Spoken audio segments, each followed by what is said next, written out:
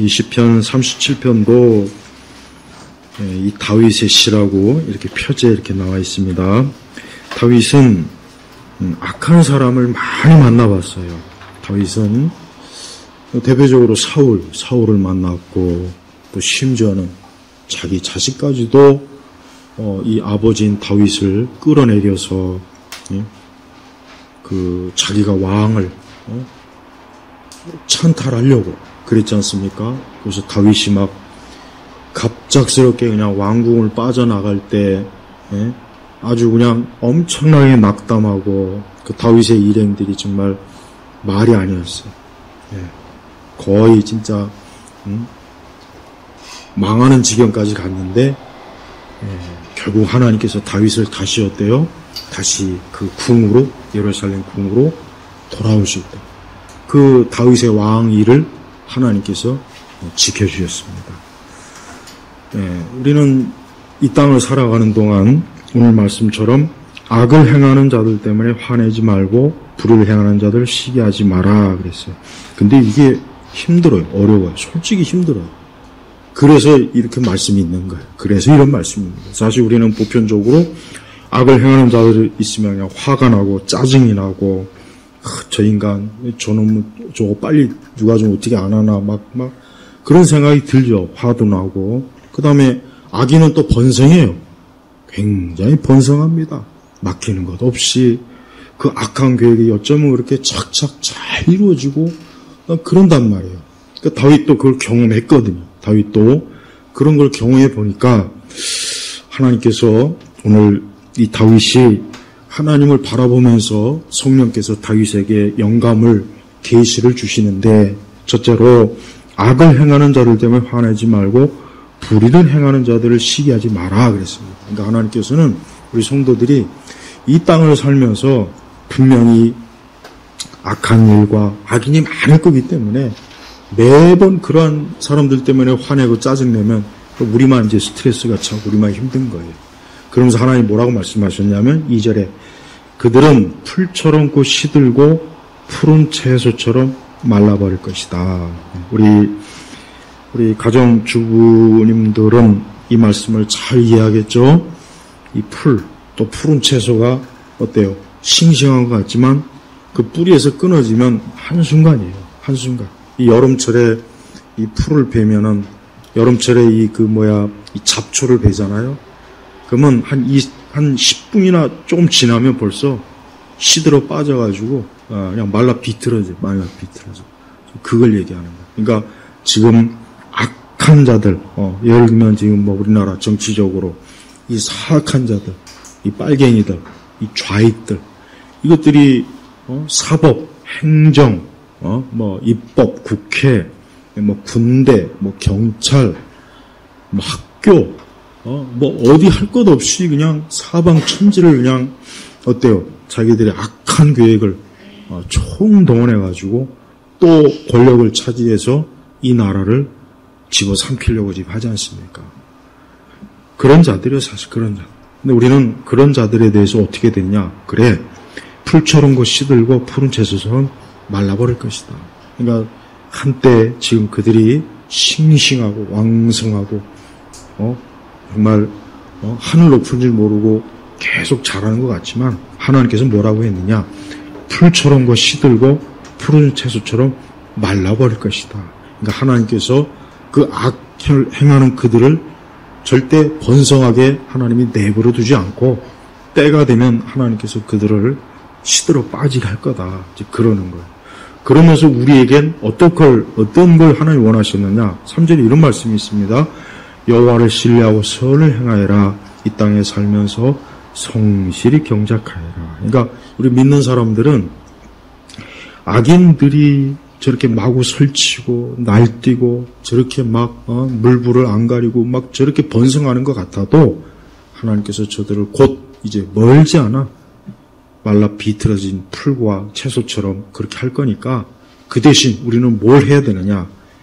첫째는 하나님을 신뢰하고 하나님이 살아계시다는 걸 알아야 돼. 우리 성도들은 우리가 인생을 살면서 어떤 일이 있어도 이게 제일 첫 번째 우리가 와야 되는 게 뭐냐? 하나님이 살아계시니까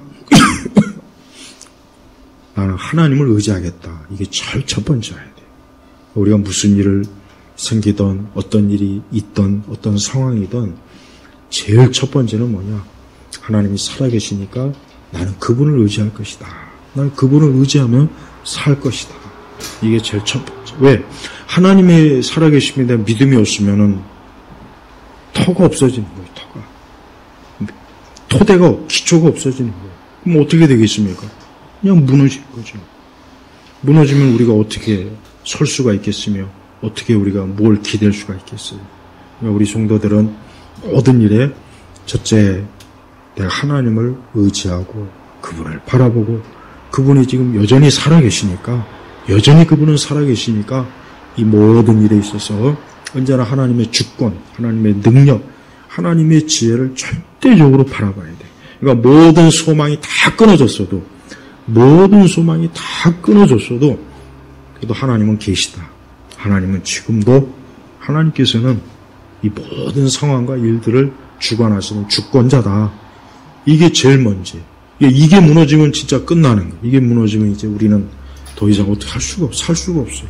그러니까 믿는 자는 항상 그 악을 행하는 자들이 막 번성해서 저들이 세상을 막 쥐락펴락해도 어떤 일이 있어도 내가 하나님을 신뢰하고 있으면 그것으로 우리가 안심할 수 있고 평안할 수 있고 그게 결국 궁극적인 이 기둥이 되는 거예요. 그래서 우리가 살아가면서 우리 성도들은 모든 일 속에 오늘 말씀처럼 여호와를 신뢰한다는 게 뭐냐면 믿고 의지한다는 거예요. 믿고 의지해라. 너가 의지할 그 대상은 하나님밖에 없다. 이 말씀을 하시는 거예요. 이게 너무나 잘 아는 말씀이고 많이 들어온 말씀이지만요. 막상 하나님 신뢰하는 거 그거 쉽지 않습니다. 정말 성령이 충만해야 되고 하나님의 영이 충만해야 내가 이게 하나님 신뢰하고 믿죠. 이게 정말 그렇지 않으면은 힘들어요. 어려워요. 막 상황이 보고 뭐 주변 상황에 막 휘둘리고 거기만 이렇게 보이지 겉으로만 보이는 세상만 보이지 보이지 않는 하나님 정말 힘들어요. 그래서 우리가 이 하나님을 신뢰한다는 거 이거 진짜 중요한 일이지만 우리가 평상시에 늘 말씀으로 기도로 깨어있지 않으면은 이게 그렇게 쉬운 건 아닙니다. 절대적으로 하나님 신뢰해야 돼요. 그러면서 선을 행하여라. 그래요. 우리 성도들은 항상 선을 추구해야 돼요. 하나님이 기뻐하는 걸 추구하라는 거예요. 여기서 말하는 선. 하나님이 기뻐하는 거. 우리가 악한 시대가 됐다고 해서 내가 뭐 선하게 살아봐야 뭐하나? 남들은 다 저렇게 사는데 나도 막 살 거야. 말리지 마. 막 그래가지고 그렇게 하지 말라는 거예요. 그건 하나님이 절대 기뻐하지 않는 것이니까 항상 우리 성도들은 하나님의 자녀이니까 의로운 사람이요 선한 사람이요 항상 어느 시대를 살던 늘 하나님의 성품이 드러나는 게 이게 우리에게 요구하시는 거예요. 그러면서 이 땅에 살면서 성실을 경작하여라. 성실을 경작하라는 것은 하나님 앞에서 성실하게 살아라. 자기 인생을 성실하게 하나님 보시기에 합당하게 그렇게 살아라 그런 거예요. 그래서 경작이라고 했잖아요. 그러니까 우리의 삶을 어때요? 마치 농부꾼이 어때요? 수확의 시기에 풍년을 원하면은 농부가 어떻게 되겠습니까? 부지런히 정성껏 어때요? 돌봐야 돼요. 씨앗을 뿌리고 또 씨앗이 잘 날 수 있도록 거름도 주고 물도 주고 잡초도 제거해주고 그 일을 하려면 얼마나 이 농부가 거기에 다 집중해야 된단 말이에요. 놀고 먹고 하면서 경작할 수 있는 건 없어요. 그럴 수는 없다고. 그러니까 하나님은 우리가 매일매일의 삶을 하나님 앞에서 부지런히 열심히 힘있게 자기의 삶을 하나님이 기뻐하시는 대로 마치 좋은 농부가 좋은 농사를 지을 수 있는 것처럼 우리가 하나님의 사람으로서 우리의 인생을 복되게 경작해. 그러니까 내 삶을 어떻게 하든 좋은 인생으로 자꾸 갖고 나가라. 그 뜻이. 우리 성도들은 항상 우리가 살고 있는 이 세상에 물들지 않고 거기에 동화되지 않고 거기에 따라가지 않고 오히려 어때요? 이 세상이 이렇게 나쁘게 가면 우리는 반대로 가야 되겠죠. 세상이 악한 쪽으로 간다고 해서 아유 나도 뭐 별 수 있나 그냥 대세에 따라야지 그렇게 하지 말라는 거예요. 그렇게 하지 말고 이런 때 어떻게 하나님이 기뻐하실까? 이럴 때 어떻게 하나님 뜻이게 원하시는 방향일까? 이제 그게 우리의 골칫덩어리가 돼야 돼요.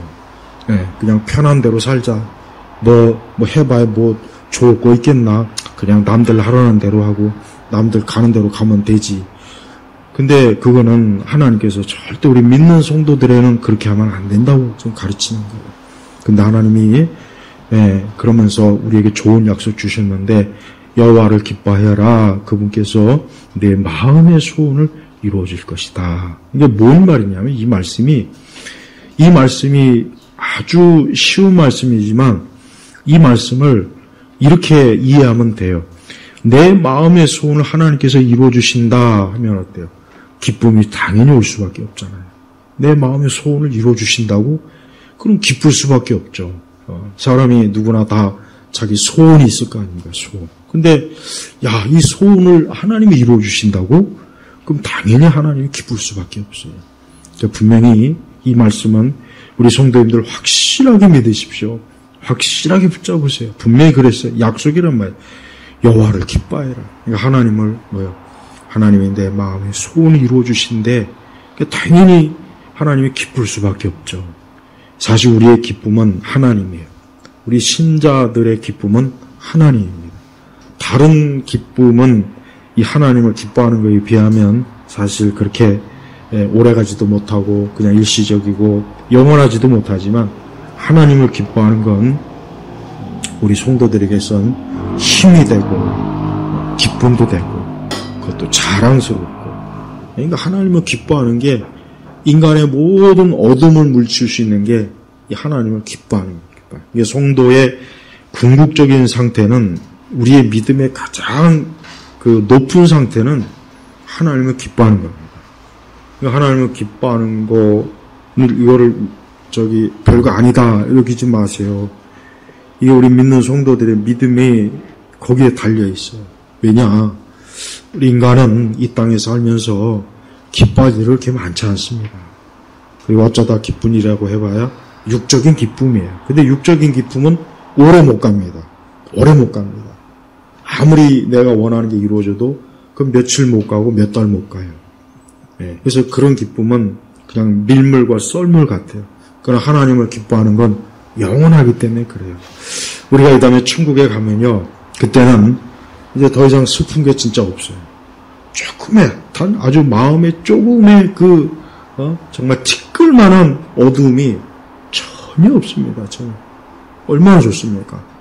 늘 기쁨이 충만한 그런 천국의 삶이 우리 이제 앞에 있는데 우리 성도들은 이 땅에 있을 때도 하나님을 기뻐해라. 하나님을 생각하면 내 어떤 다른 삶의 어떤 우울함이나 짜증남이나 원망도 그 하나님이 기뻐하는 것 때문에 덮여질 수 있고 그것으로 인해서 내가 더 힘을 내고 용기를 내고 소망을 가지고 우리가 살 수 있는 거예요. 그러면서 5절에 또 귀한 말씀 주셨습니다. 내 길을 여호와께 맡겨라. 내 길을. 여러분이 어떤 길을 계획하고 있습니까? 그럼 하나님께 맡겨야 돼요. 여러분 사람은 하나님께 맡겨야 살 수가 있어요. 그래서 그분을 신뢰하면 그분이 이루실 것이다. 이 말씀이 여러분 확실하게 맞습니다. 저도 지금까지 이렇게 살면서 교회 사역을 하면서 살아오면서 이 말씀이 분명히 맞아요. 그러니까 내 길을 여호와께 맡기라. 내 길을. 그러니까 우리가 우리의 앞날의 모든 걸 하나님께 맡기면 돼요. 근데 이 세상은 우리의 삶을 자꾸 불안을 조성해요. 야, 너 이렇게 살다 이제 거지 된다. 너 앞으로 늙으면 너 어떻게 살래? 야, 이 세상이 봐라.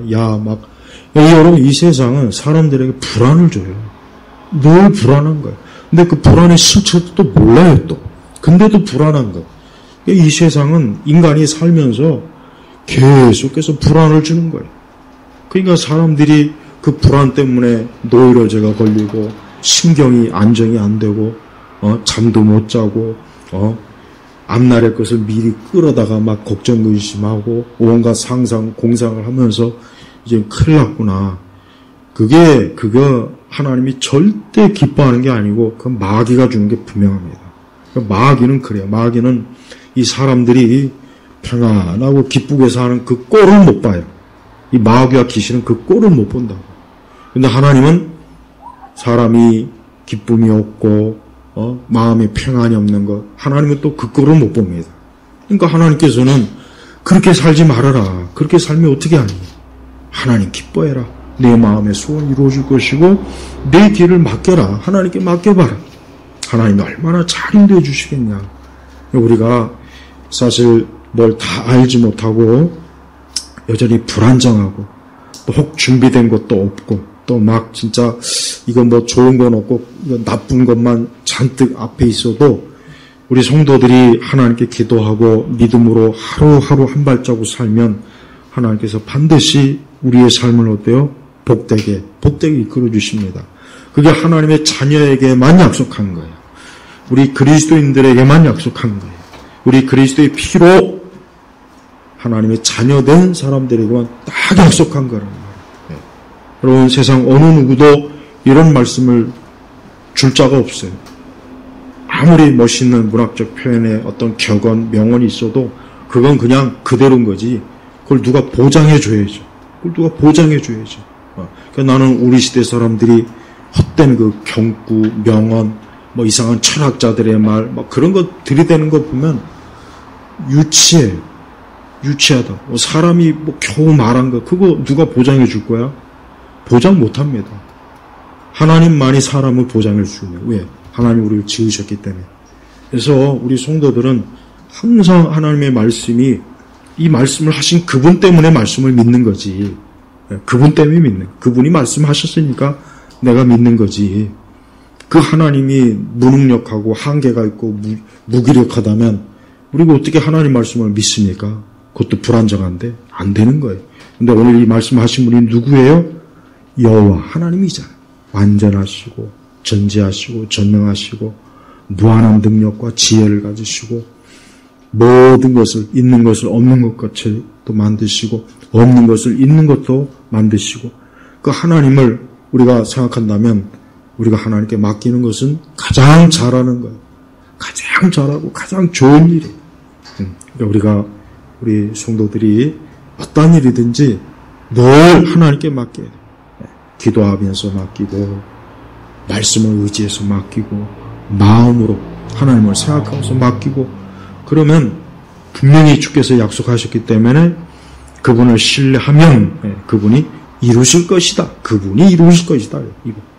내가 이룰 것이라고 안 했고 하나님이 이룰 것이다 그랬단 말이에요. 그러면서 6절에 보면은 그분께서 너의 의를 빛처럼 너의 공평을 대낮처럼 밝게 하실 것이다. 이렇게 하나님을 신뢰하고 하나님께 맡긴 사람은 하나님께서 그를 빛나게 하신다는 거예요. 빛나게.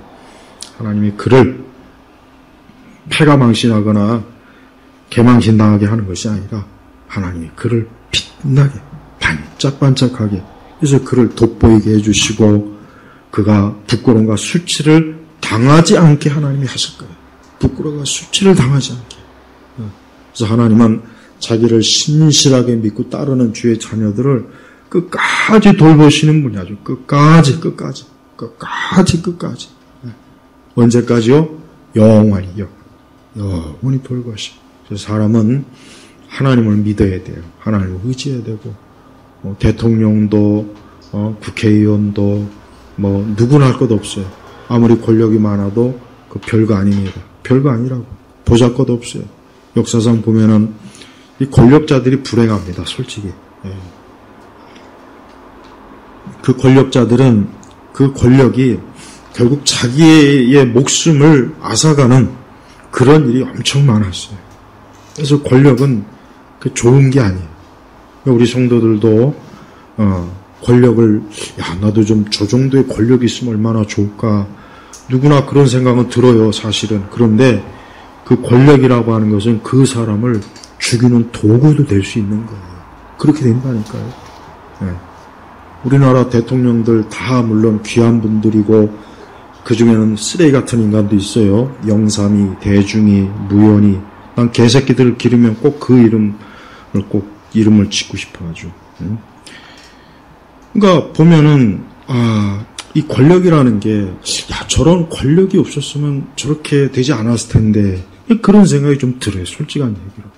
그러니까 우리 성도들이 우리 예수님도 이 사단이 높은 성전 꼭대기에서 높은 산 위에서 이 사단에게 굴복하고 복종하면 내가 저걸 줄 것이다.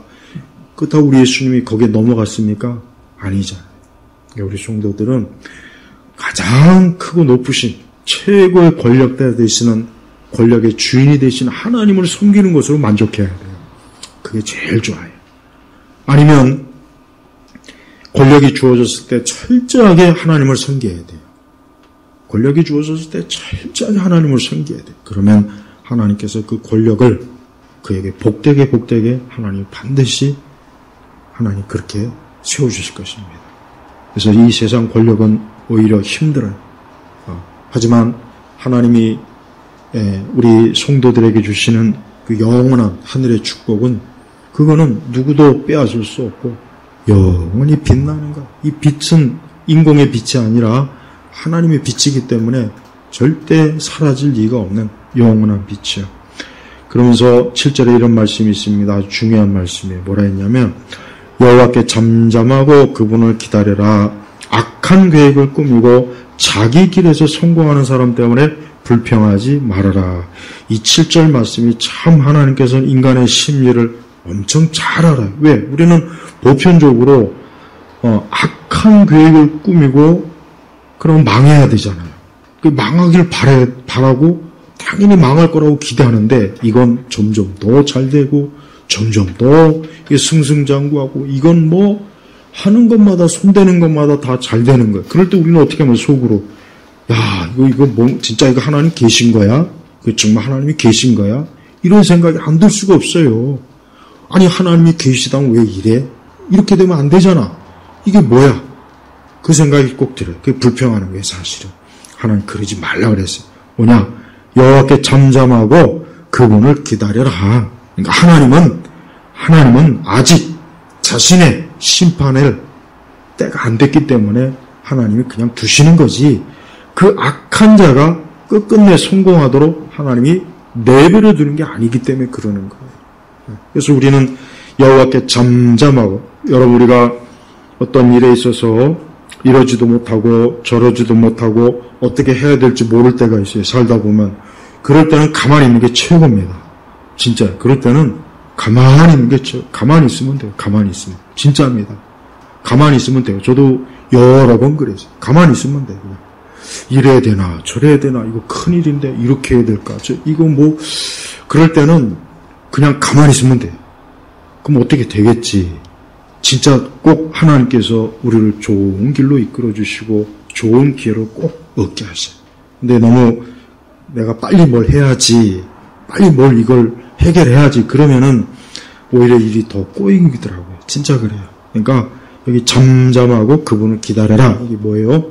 하나님께서 살아계시니까 하나님께서 때가 되면 하나님의 뜻을 알게 하시고 인도하시고 해결하실 거니까 그 때가 될 대로 가만히 있어. 불평하지 말고 악한 계획을 꾸미는 자들이 잘 되고 그들이 자기 목적을 이루고 그들이 뭔가를 성취한다고 해서 그거 불평하지 말아라. 그래서 8절에 분을 그치고 노를 버리며 화내지 마라 하면서 뭐라 했습니까? 해로울 뿐이다. 예, 확실히 분을 내고 노하고 화내면 해요. 봐요. 벌써 이미 수천 년 전에 지금의 정신의학자들이 말하는 전에 훨씬 수천 년 전에 하나님께서 벌써 뭐라 그랬습니까? 분과 노, 화를 내지 말아라. 그러면 오히려 우리가 정신적으로, 심리적으로, 육체적으로 우리만 해롭다. 그러니까 하나님은 확실히 잘 아세요. 의사들이 그래요. 정신과 의사들도 그래요. 사람이 분노하고 화를 내면은 벌써 우리 안에 신경, 뇌, 이 여러 가지가 이게 안 좋대요. 그래서 소화도 안 되고, 혈압도 오르고, 마음도 괜히 막 우울하고 짜증나고, 그러니까 자기만 해롭다는 거예요. 그러니까 그렇게 하지 말아라. 왜 그러느냐? 9절에 보니까 악을 행하는 자들은 끊어질 것이냐. 성경 뭐라 했습니까? 악을 행하는 자들은 끊어진다. 하나님이 끊어버린다. 없애버린다. 바로 이 뜻이에요. 여호와를 바라는 사람은 땅을 차지할 것이다. 그러니까 자, 악을 행하는 자들과 여호와를 바라는 사람들과 서로 대비가 돼요. 악을 행하는 사람들은 끊어진다. 하나님이 그냥 없애버린다. 소멸시킨다. 끝장내버린다는 뜻이고, 그러나 여호와를 바라는 사람, 그러니까 하나님을 기다리고 하나님을 의지하는 사람은 땅을 차지할 것이다. 그러니까 하나님께서 그에게 보상을 해주신다는 거예요. 보상을 해주신다는 거예요.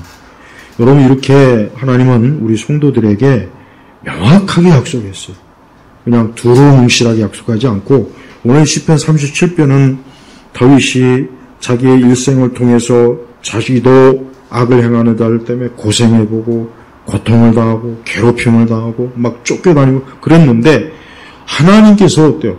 그 다윗의 모든 대적들을 다 무너뜨려서 한번 가만히 생각해 보시죠. 사울도 무너졌죠. 그 다음에 다윗을 대적한 이방 왕들 다 무너졌죠.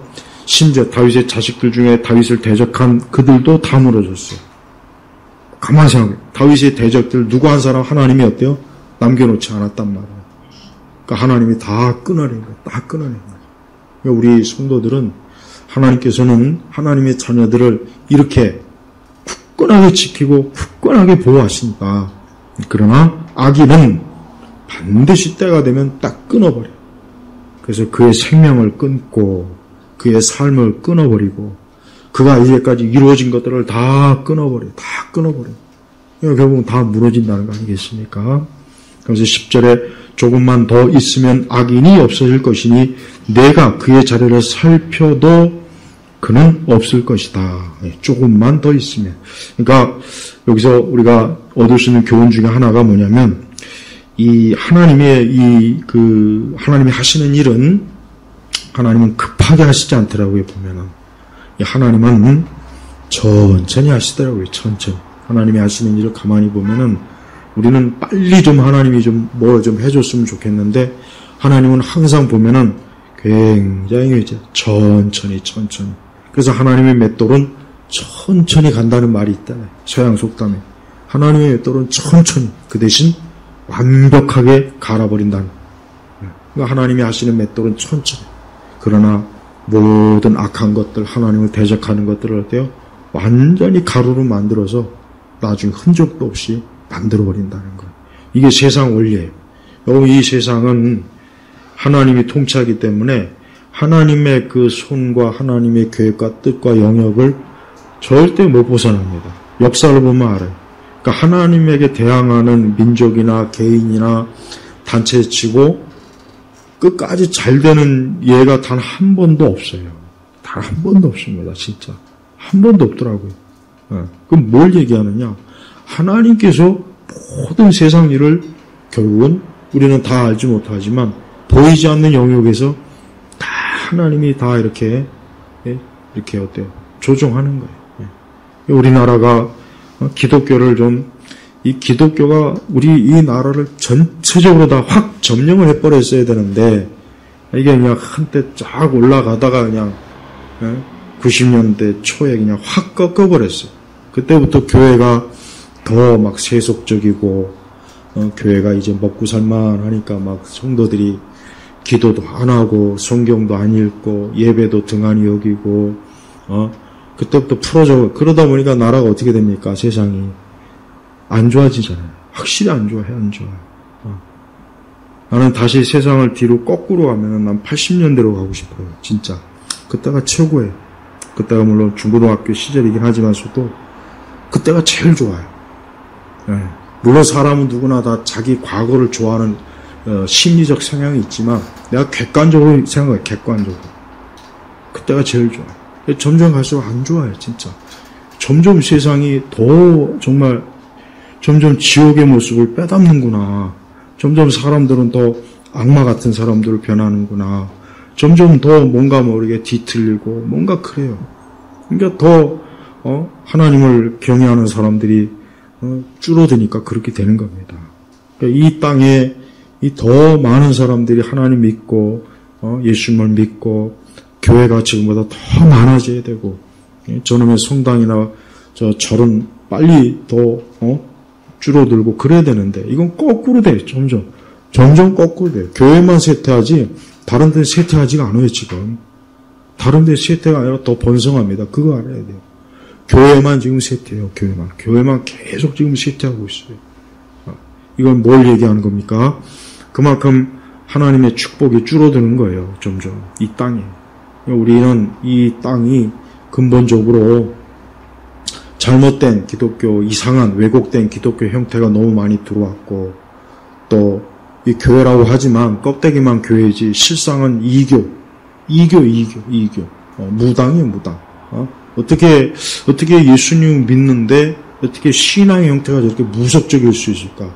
그래서 막 춤추고 노래하고 박수치고 이거 무속입니다. 무당이 무당이 저 굿할 때 무당도 쓰러집니다. 그때 신이 들어오는 거예요. 자기가 신이. 꼭 교회 다니는 사람들이 성령 받았다고 쓰러지는 거랑 똑같아요.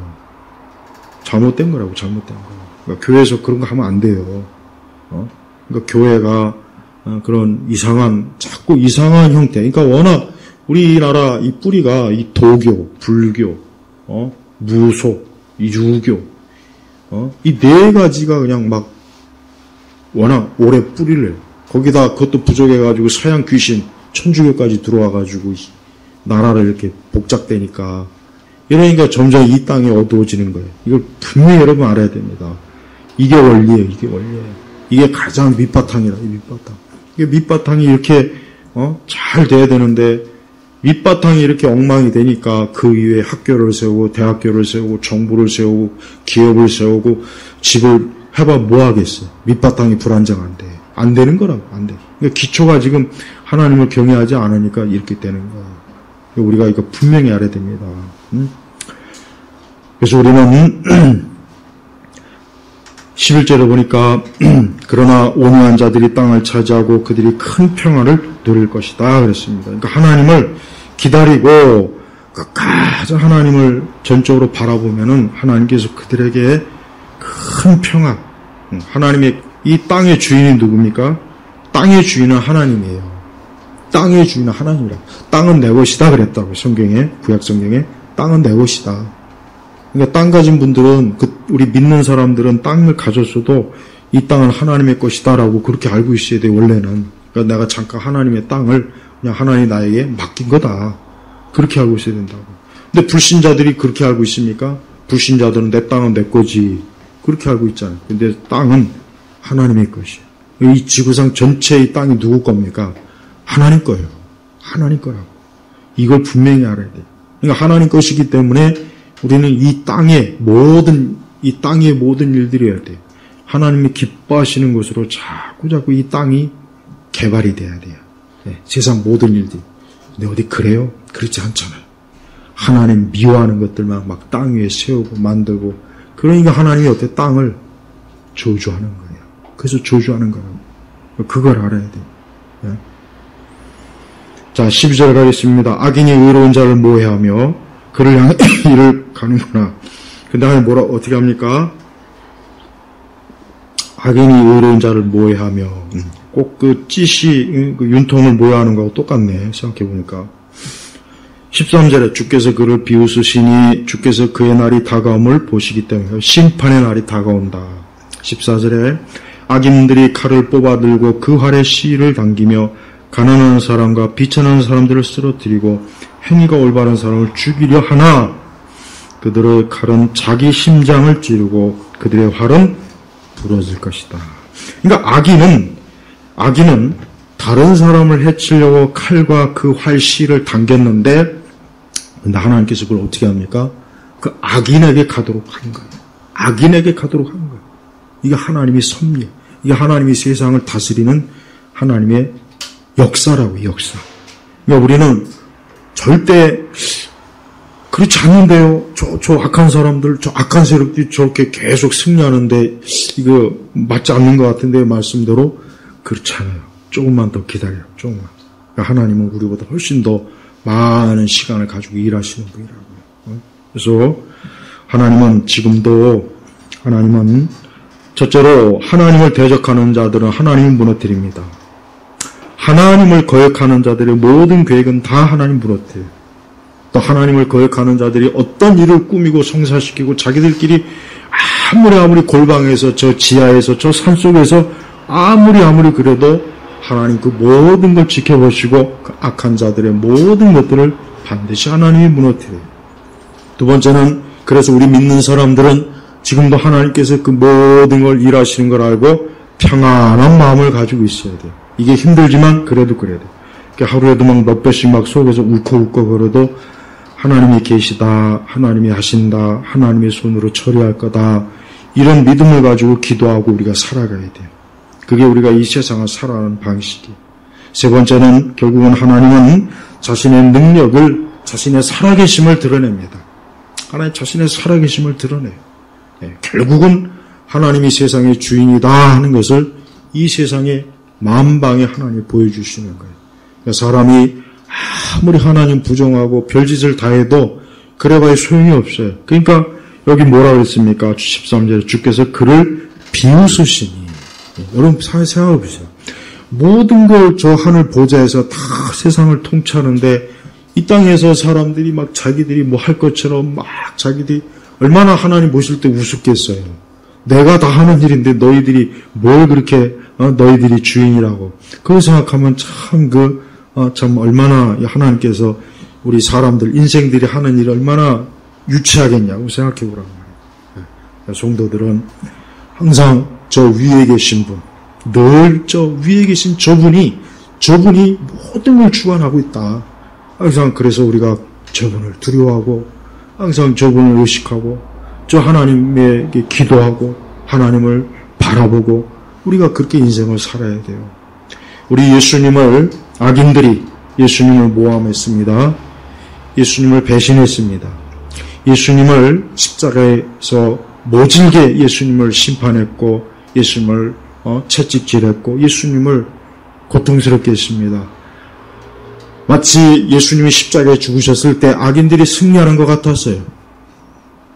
사두개인들과 제사장들과 바리새인들이 이제 우리가 예수를 제거했구나. 야, 이제 우리가 승리했다. 근데 어떻게 됐습니까? 3일 만에 예수님이 부활하셨어요. 봐요. 하나님께서 어떻게 하십니까? 우리 예수님을 악인의 손에 망하게 하셨나요? 아니에요. 오히려 부활의 영광으로 그 독생자 예수님을 높여주셨어요. 높여주죠. 똑같은 거예요. 그러니까 하나님은 절대 악인이 승리하도록 절대 내버려 두지 않아요. 그러니까 우리가 이 세상을 살아갈 때 우리 믿는 성도들은 하나님이 계시기 때문에 우리가 사는 거고 모든 세상 일이 하나님이 다 설계하고 주관하고 하나님이 모든 걸 다 조정하는 거예요. 근데 한 가지 분명한 건 근데 이제 점점 마지막 때로 가면은 악인의 번성하는 게 더 많이 늘어나긴 할 거예요. 그러니까 우리가 그럴 때 시험 들지 말고 이건 다 하나님이 하시는 거다. 악인이 저렇게 권세 갖는 거 저 하나님이 주지 않으면 저 예수님이 빌라도에게 말한 것처럼 권세를 주신 분이 줬기 때문에 그 권세를 부리는 거예요. 근데 마지막 때 가면 점점 더 하나님께서는 이 세상의 마지막 때가 가면 갈수록 악인에게 더 많은 권세를 줄 거예요. 그래서 그 악인들이 하나님의 심판의 도구로 하나님이 세우신 거예요. 그리고 하나님의 뜻을 다 이룰 겁니다. 그러나 믿는 성도들은 보호합니다. 지켜줍니다. 그리고 악인들은 자기들의 그 악으로 인해서 멸망하게 만드는 게 하나님의 섭리라고. 우리가 악인이 권세를 가질 때 오늘 말씀처럼 불평하지도 말고 그때 막 속상해하거나 화내거나 막 그럴 필요도 없어요. 하나님께서 하신 거니까 어떻게 했나. 근데 하나님 그를 축복하기 위해서 한 것이 아니라 뭐예요? 그를 망하게 하기 위한 거예요. 하나님은 높은데 악인에게 어떻게 심판하느냐. 그걸 가장 높은 곳을 이끌어서 떨어뜨려요. 왜? 높은 곳에 떨어지려야 확실하게 가루가 되거든요. 진짜 그래요. 그래서 우리 성도들은 우리나라 상황도 그렇고 우리가 개인의 상황도 그렇습니다. 끝까지 하나님을 신뢰하고 선을 행하고 자기의 삶을 하나님 앞에서 사는 사람은 복되게 되게 돼 있어요. 잘 되게 돼 있어요. 이게 하나님 보시는 하나님의 축복인 거예요. 저는 우리 성도들이 이번 한 주간도 살아가는 동안 오늘 특별히 주일 오후에 이 말씀을 마음에 잘 새기셔서 그래, 하나님은 지금도 이 모든 일의 주인이시고 설계자이시고 이 모든 걸 결정하시는 분이니까 오늘도 내가 하나님 바라보고 또 내 개인의 삶도 여러분도 하나님께 맡기고 하나님 의지하고 하나님과 함께하는 그런 복된 그런 또 한 주가 되시길 주의 이름으로 축복합니다. 기도하겠습니다. 하나님 아버지 감사합니다.